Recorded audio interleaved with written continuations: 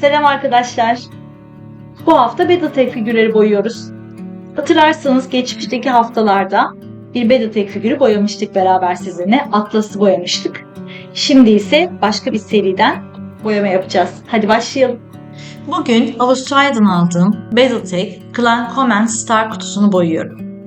Ama boyamaya geçmeden önce biraz Battletech evreninden bahsetmek istiyorum. Battletech, uzak gelecekte geçen bir bilim kurgu evreni. Bu evrende köklü hanedanlar tarafından yönetilen büyük güçler kendi aralarında dev savaş robotları olan mech'leri kullanarak savaşıyor. Mech'ler sınırlı sayıda üretildikleri ve unutulmuş ileri teknolojileri barındırdıkları için savaşların odağındalar. Soylu aileler nesiller boyu miras bıraktıkları mech'lerine gözleri gibi bakarken genç mech pilotları savaş alanlarında para ve ünvan peşinde koşuyorlar. Bu evrendeki sıradan bir insanın gözünde mech kullanmak, orta çağda şövalye olmaya benzer bir prestij taşıyor. Daha önce boyadığım Atlas, Battletech evreninin büyük güçlerinin kullandığı en ikonik mech modellerinden biriydi. Şimdi bu evrenin farklı bir tarafına geçeceğiz. Klanlar. Yüzyıllar önce insanlığın teknolojik olarak doruk noktası Yıldız Ligi'ydi. Yıldız Ligi dev bir iç savaşla parçalandığında büyük soylu aileler kendi aralarında uzun ve yıkıcı savaşlara girdiler ve bütün insanlık teknolojik ve sosyal olarak geriye gitti. Yıldız Ligi ordusundan geriye kalanların bir kısmı bu savaşlara girmeyi reddedip uzayın bilinmeyen köşelerine göç ettiler. Gittikleri yerde klanlar denilen çok farklı bir sosyal sistem kurdular. Ellerindeki Yıldız Ligi teknolojisini koruyup geliştirdiler ve Yıldız Ligi'ni tekrar kurmak için geri döndüler. Klan mech'lerinin en hoşuma giden yönlerinden biri Omni-Mech teknolojisi. Çünkü bu sayede aynı mech gövdesi farklı silah yükleriyle bambaşka görevler üstlenebiliyor. Bu da boyama açısından çok güzel bir fırsat veriyor. Bu kutunun içinde 5 mech var. Direwolf, Summoner, Stormcrow, Shadowcat ve Mist Lynx. Montaj gerektirmemeleri de çok güzel. Direkt astar ve boyamaya geçebiliyoruz. Kutudan çıkan Alpha Strike kartlarında Prime ve A gibi farklı taraflar var. Bunlar boya şeması değil, daha çok aynı mech'in farklı silah ve görev konfigürasyonları gibi düşünebiliriz. Ben bu videoda bazı modellerde Prime, bazılarında A tarafını kullanacağım. Renk seçerken de kartlardaki görselleri dikkate aldım. Hepsini aynı renge boyamak istemedim. Çünkü bu makinelerin her biri farklı bir karaktere sahip gibi duruyor. Ama yine de aynı klanın parçası oldukları belli olsun istiyorum. Bu yüzden ortak metalik bir başlangıç yapıp her mech'e kendi rengini ve rolünü vereceğim.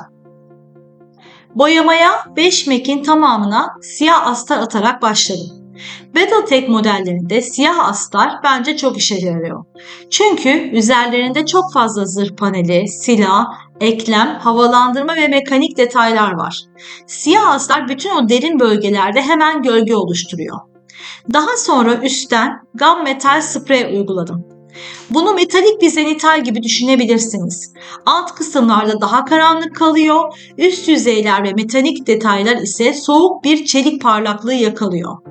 Sonrasında her mech farklı renklere gidecek ama bu metalik taban hepsi birbirine bağlayacak. İlk olarak Direwolf ile başlıyorum. Bu kutunun en ağır ve en tehditkar modeli. Daha önce boyadığım Atlas çok klasik bir ağır savaş makinesi gibi duruyordu. Direwolf ise onun klan tarafındaki daha teknolojik ve daha acımasız versiyonu gibi hissettiriyor. Bu modelde Prime tarafını kullanacağım. İlk başta daha koyu, siyah ve bordo bir şema düşünmüştüm. Ama karttaki görsele bakınca askeri yeşil ve kum tonları daha uygun geldi. O yüzden Direwolf'u ağır bir komutan gibi boyayacağım. Ana zırhta yeşil tonları, bazı panellerde daha açık kum ve kemik rengine yakın detaylar kullanacağım. Kokpit tarafında da kırmızı ya da turuncu bir vurgu eklemek istiyorum. Böylece hem askeri duracak hem de savaş alanında dikkat çeken bir merkez model olacak.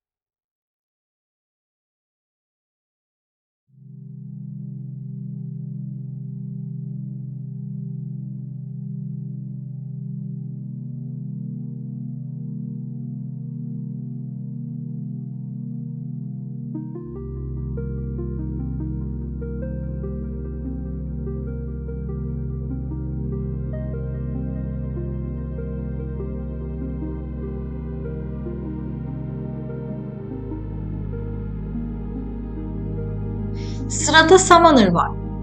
Summoner için de Prime tarafını seçtim. Karttaki görselde yeşil tonlar çok baskın olduğu için bu modelde koyu yeşil bir zırh kullanacağım. Bu meki Star'ın ön cephe savaşçısı gibi düşünüyorum. Dire Wolf kadar devasa değil ama daha hareketli ve daha disiplinli görünüyor. Ana panellerde Algea Green, üst yüzeylerde Forest Spite, küçük vurgularda ise Goblin Green kullanabilirim. Kokpit için sarı ve yeşil bir ışık yine iyi gider. Yeşil zırhla uyumlu olur ama modeli biraz da canlı gösterir.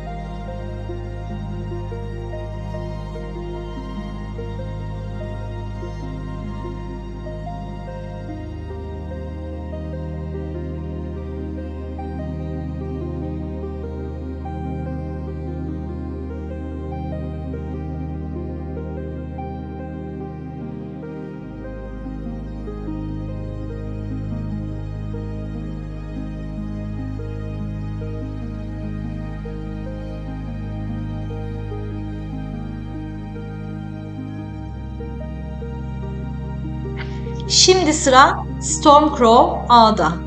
Bu modelde daha açık tonlara gitmek istiyorum. Kartta gri, kirli beyaz ve mavi gri gibi bir hava var. Stormcrow bana daha hızlı ve agresif bir avcı gibi geliyor.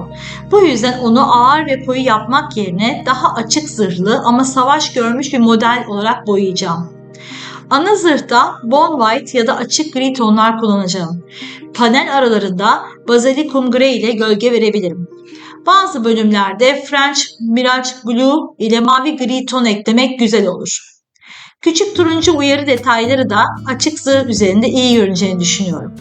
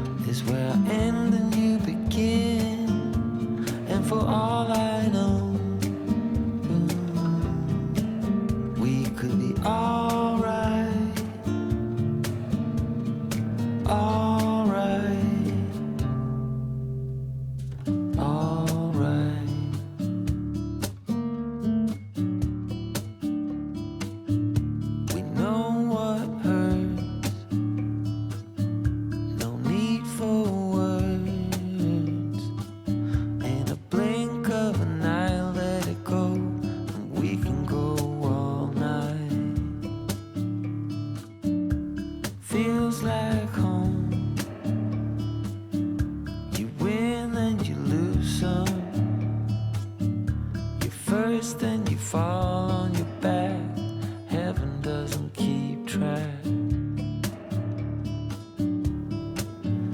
stand still.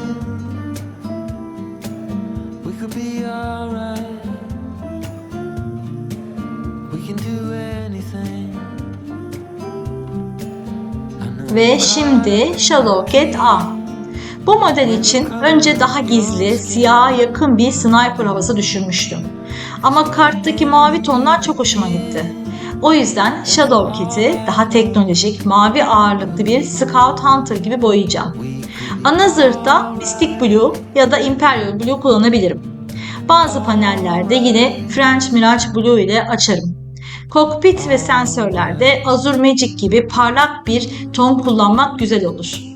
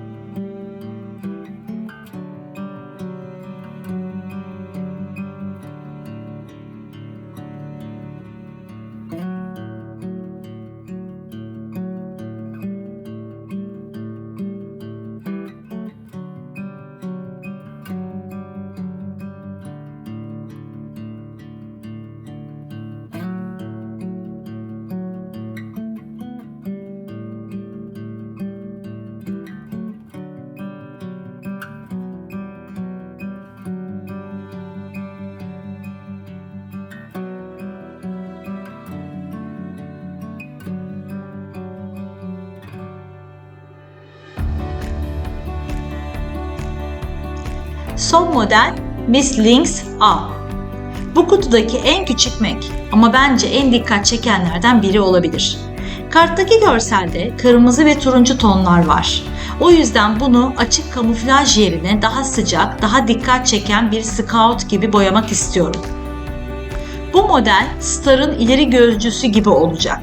Önden gidiyor, hedefleri buluyor ve büyük Mac'lere yol gösteriyor.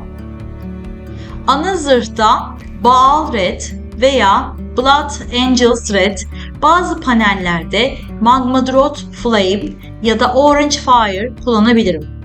Küçük sarı detaylar da hedefleme veya sensör hissi verir. Model küçük olduğu için çok fazla renk eklemeyeceğim. Kırmızı, turuncu ana fikir yeterince güçlü zaten.